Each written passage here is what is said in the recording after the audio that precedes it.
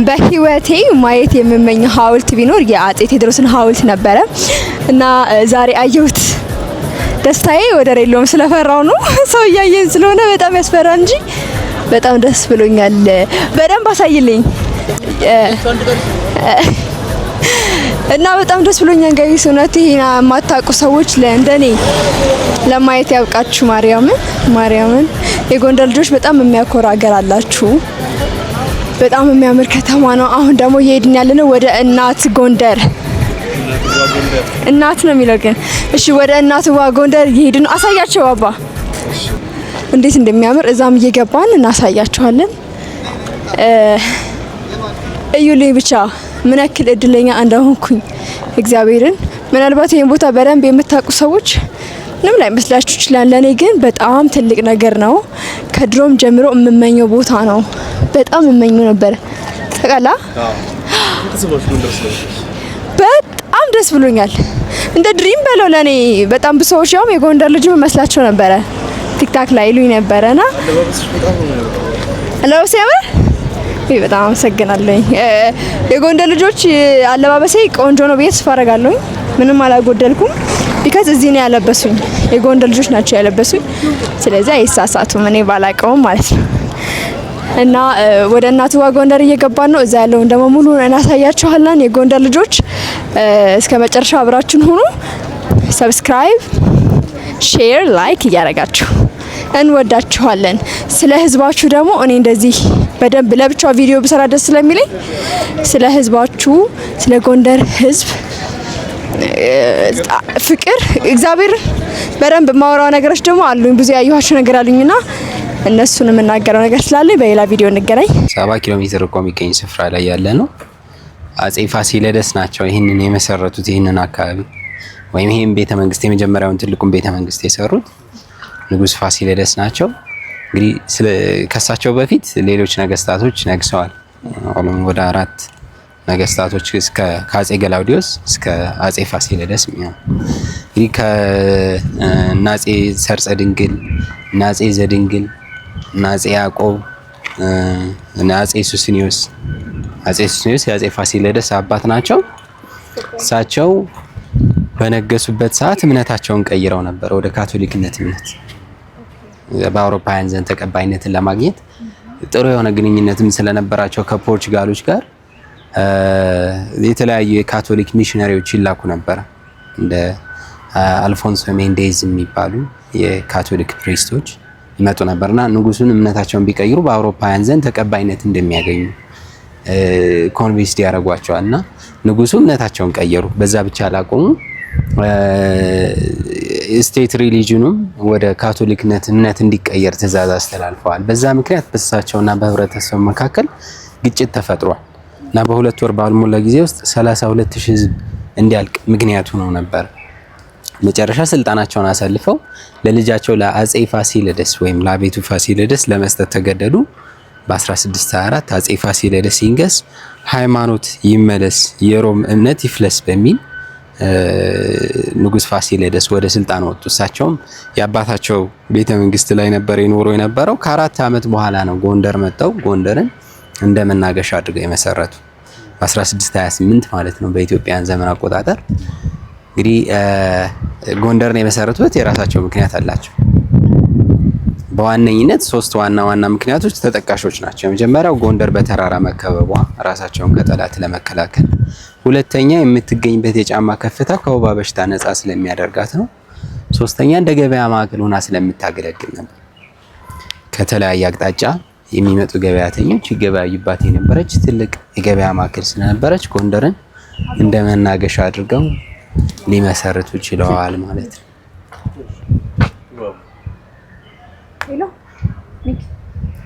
እሺ እንግዲህ ያለንበት ግቢ ፋሲል ግቢ በመባል ይጠራል። ወደ 70,000 ሜትር ስኩዌር ስፋት ያለው ነው።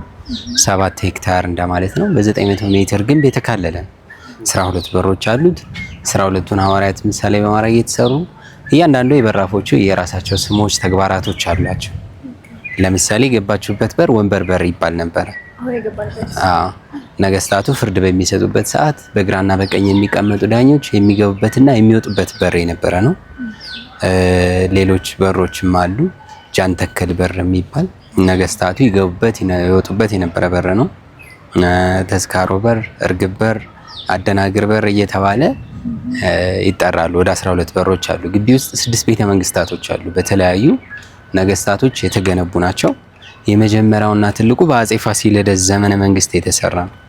እንግዲህ አጼ ፋሲለደስ ማን ናቸው ለሚለው ጥያቄ በ17ኛው ክፍለ ዘመን ከነገሱ ከጎንደሪያን ነገስታቶች መካከል የመጀመሪያውና ቀዳሚው ንጉስ ናቸው። ከሰለሞን ዘር የሚመዘዝ ማዕረግ ያላቸው። እንግዲህ የሰለሞን ስርወ መንግስት የሚጀምረው ደግሞ ከአክሱም ነው። ወደኋላ 3000 ዘመን ተጉዘን የዛሬ 3000 ዓመት ንግስተ ሳባ የምትባል ንግስት ነበረችን። እስራኤል ለመጎብኘት በሄደችበት ጊዜ ከንጉሱ ሰለሞን የመጀመሪያውን ሚኒሊክ እንደወለደች በታሪክ የሚታወቅ ነው። በዛ አድርጎ በኢትዮጵያ የሰለሞን ስርወ መንግስት ተጀመረ። እስከ አጼ ኃይለ ሥላሴ ዘመን ድረስም ቀጥሏል። ምንም እንኳን በተለያየ ጊዜ እየወደቁ እየተነሱም ቢሆን የገዙት። እንግዲህ እስከ 8ኛው ክፍለ ዘመን ያለማቋረጥ የዮዲት ጉዲት ከነገሰችበት ሰዓት እሷ ከነገሰች በኋላ 40 ዓመት ከገዛች በኋላ ግን የአክሱም ስልጣኔ 30 ዓመት ብቻ ነበር መቀጠል የቻለው።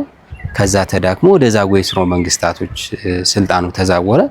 ዛጉዌዎች ደግሞ መቀመጫቸውን ላስታ ላሊበላ ላይ በማድረግ ለ333 ዓመታት ያክል ኢትዮጵያውያን በዛጉዌ አገዛዝ ስር ሆነው ሲተዳደሩ ኖረዋል ማለት ነው። ከዛጉዌዎች በኋላ ወደ ሰለሞን ስርወ መንግስት በ1270 አጼ ይኩኖ አምላክ በሚባሉ ንጉስ ነው ሪስቶር የተደረገው። እሳቸው ወደ ስልጣን ከወጡ በኋላ ላሊበላን ትተው ወደ ሸዋ ነው መናገሻቸውን አድርገው ሸዋ ላይ እስከ 16ኛው ክፍለ ዘመን የተቀመጡት ኦልሞስት ለ300 ዓመታት ያክል ማለት ነው። ግራኝ አህመድ ወረራ እስከተነሳበት ጊዜ ማለት ነው። አጼ ልብነ ድንግልና በግራኝ አህመድ መካከል ሽምብራኩሬ የተባለ ስፍራ ላይ ጦርነት ተደርጓል። ያው ግራኝ አህመድ በቱርኮች እየታገዘ ንጉሱን አጼ ልብነ ድንግልን ጦርነቱ ላይ ያው እሳቸው ሪትሪት ሊያደርጉ ተገደዱ። ያንን አካባቢ ትተው ወደ ሰሜኑ ክፍለ ሀገር ለመሸሽ ተገደዋል። ባለቤታቸው ፖርቹጋሎችን እገዛ በመጠየቅ ደግሞ ከብዙ ዘመን በኋላ በደረሰ የፖርቹጊዞች እገዛ ልጃቸው አጼ ገላውዲዮስ መልሰው ግራኝ አህመድን ወይና አደጋ የተባለ ስፍራ ላይ ጦርነት ገጥመው ድል አድርገውታል። እዚህ በግምት 60 ኪሎ ሜትር ርቆ የሚገኝ ስፍራ ላይ በለሳ አካባቢ ግራኝ በር እየተባለ ይጠራል እስካሁን። እንግዲህ እዛ ላይ ጦርነት አድርገው ግራኝ አህመድ ተሸነፉ። ያንን አካባቢ ቤዛ አድርገው ነገስታቶቹ መቀመጥ ጀመሩ ማለት ነው። እንግዲህ የዚህ በኋላ ነው የጎንደር ታሪክ የሚጀምረው ማለት ነው። ሰላም የማክ ቤኒ ቤተሰቦች እንዴት ናችሁ?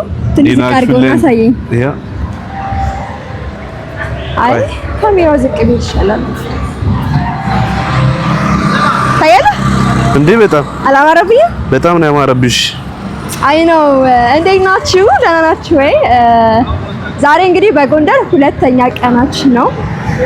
ብሎግ ስለሆነ የኛ ኮንተንት ሁሉ ነገር እናሳያቸዋለን ቃል በገባነው መሰረት እና ትላንትና ጥሩ ጊዜ አሳልፈን ነበረ። ቲክታክ ላይ የፖስትላችሁ ነበረ።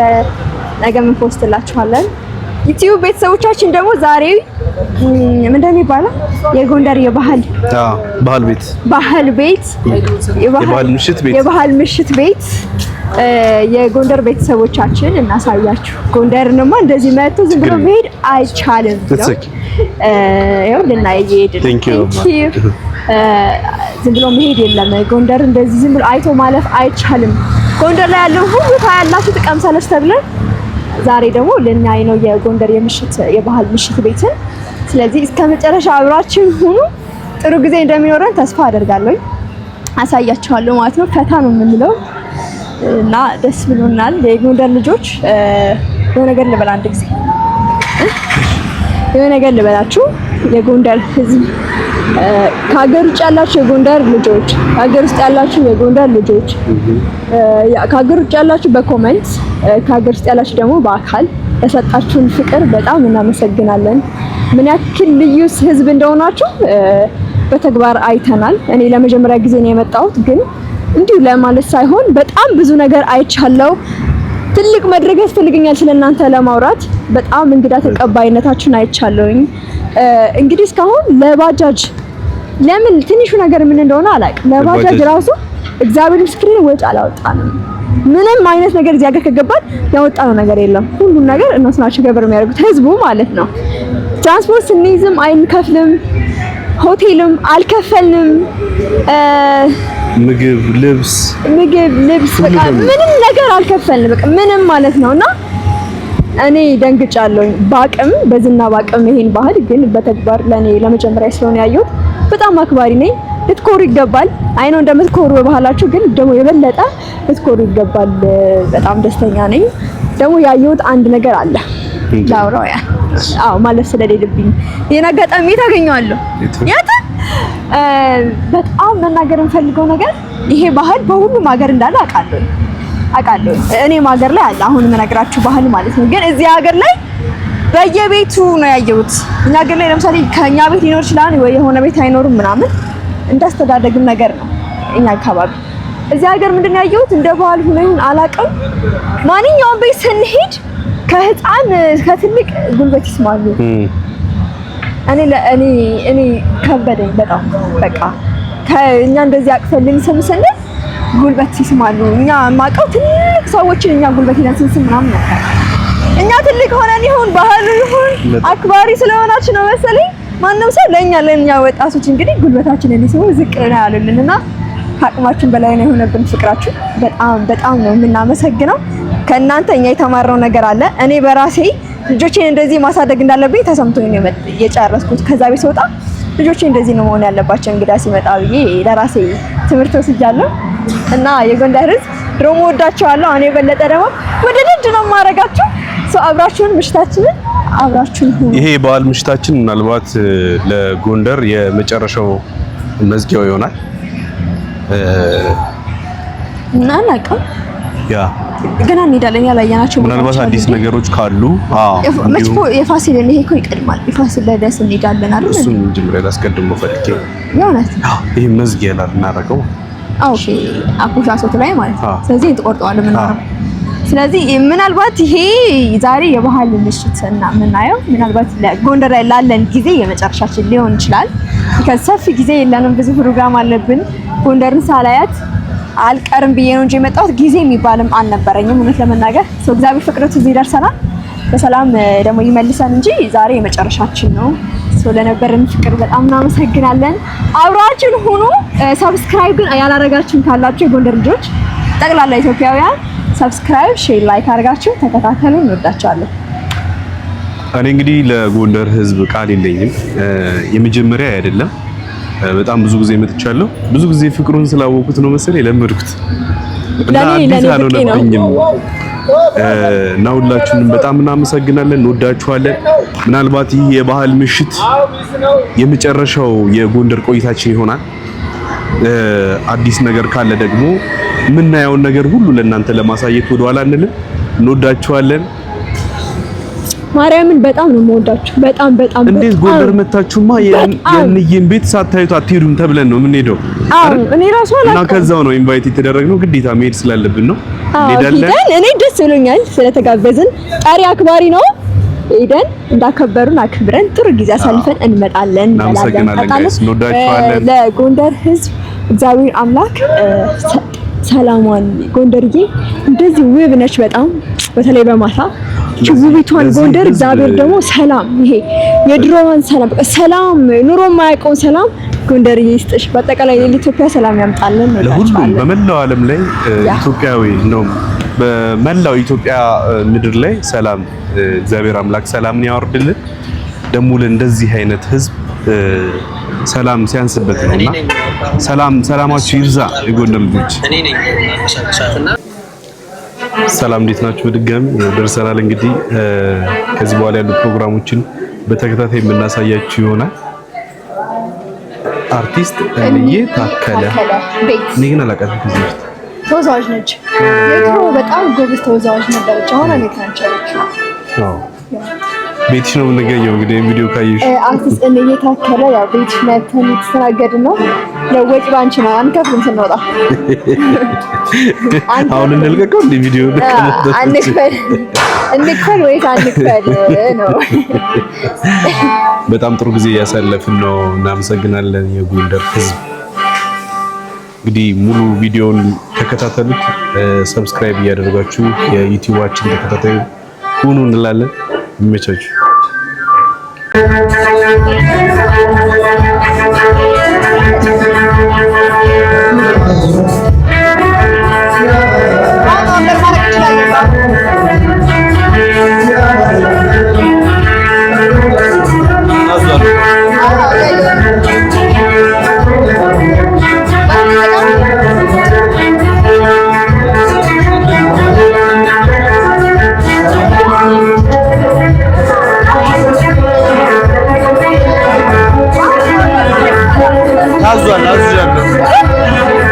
ታዟል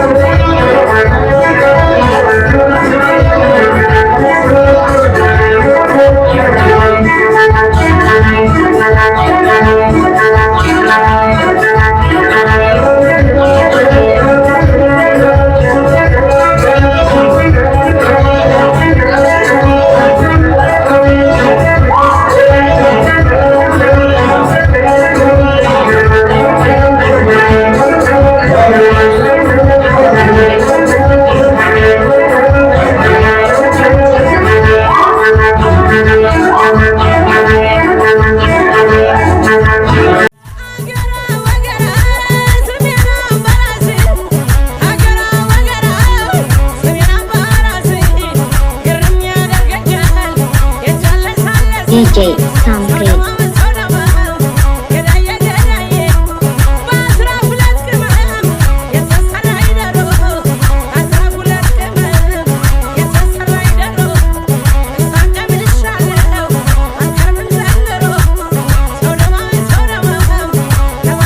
DJ Sample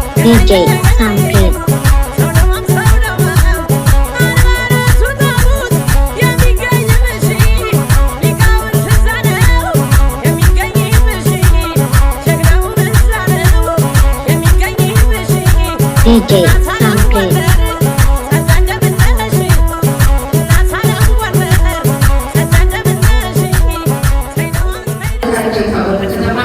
በተከበረችው የእስክስታዋ ንግስት አርቲስት የታከለ የባህል ምግብ አዳራሽ በሰላም መጣችሁ እንላለን። እናመሰግናለን። አሜንና ባኪ ወደን ተመጦ እስክስታ ሳይወረድ ባኪ ላይ ትላል አሜን ይቀራል። ስለዚህ ወደ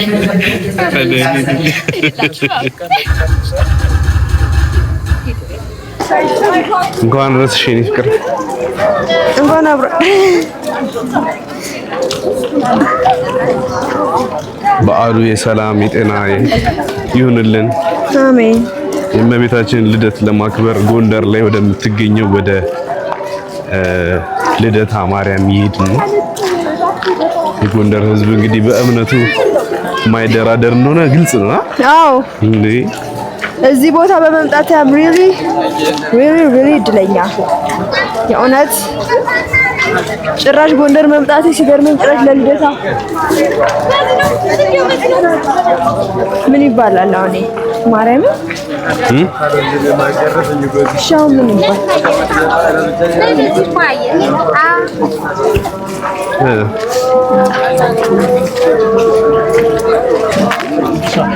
ሸክም ነው የወረደልኝ።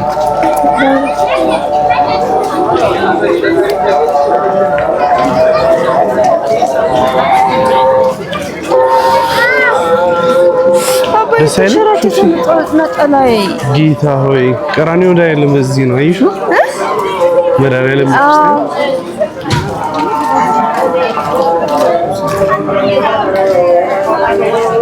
ምን ሆነብሽ? ምንም ይጎተት ተሰርልሽ አሰርኩት ኧረ አሰራለሁ።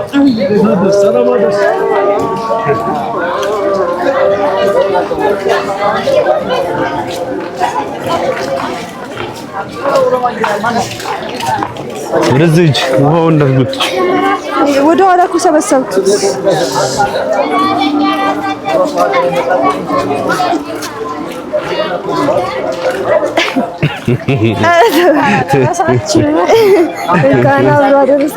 ማምላክ አንተ አስበህ ታውቃለህ? ጎንደር ቤተክርስቲያን እንደምናከብር ራሷ ናት የምትጠራን። በቃ እኛ በሄድንበት እድለኞች ነን በጣም። እስኪ ሳልብሻለሁ ካደረሽልኝ። በጣም ረጅም ጊዜ ለተማረ እዚህ ሳልባታለሁ የማርያምን በጣም ባልመጣ ለዓመት እልካለሁ። ይሄንና አዎ ሰማኛች በእርግጠኝ ያለ ምክንያትም አልመጣም።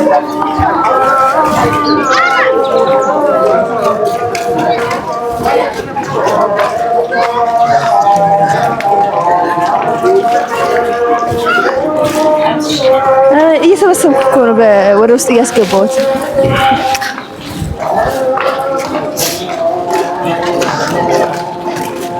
ኪችን ይዤ ወይ አባ ቃል ይሄን ጥለበት መጣሁ ለምን ነበር? ኧረ እባክሽ ምን ይሄ አሁን ያስኩ ጠቀመ እንጂ ከማሴስ ትርፍ ነው።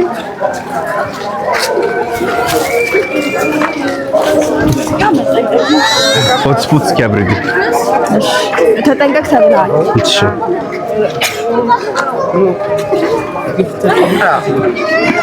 እንደ ባለፈው ሆነ እኮ ማብራት አልችልም።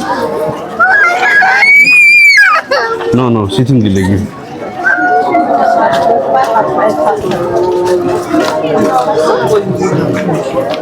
አትሊስት ከናስገባ አትሊስት እኮ ሲቲንግ ለጊ አንዴ ሆትስፖት ነው ሲለር ለጊ እዚህ ሆትስፖት ፐርሰናል ሆትስፖት አትፊና ብልሱ ከሌለ እሱ ችኔሽ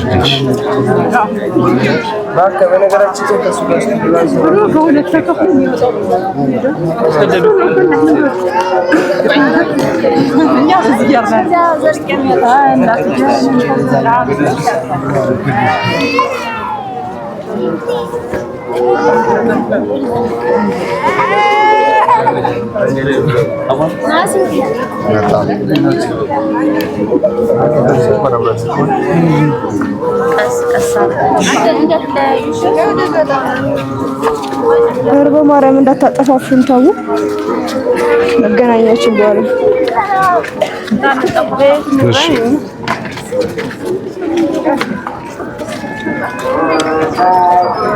እስካሁን እኮ የቀረጸ ነበር። ይቅረጽ። እስኪ ዘመዶች ካላችሁ ይዩዋቸው። ቆይ እስኪ ዘመድ እህታቸውን እናታቸውን ቢያዩ ምናልባት ደስ ይበላቸው። እናቴን አየኋት። ስልኬት ነው ራሴን ይዣለሁ እንካ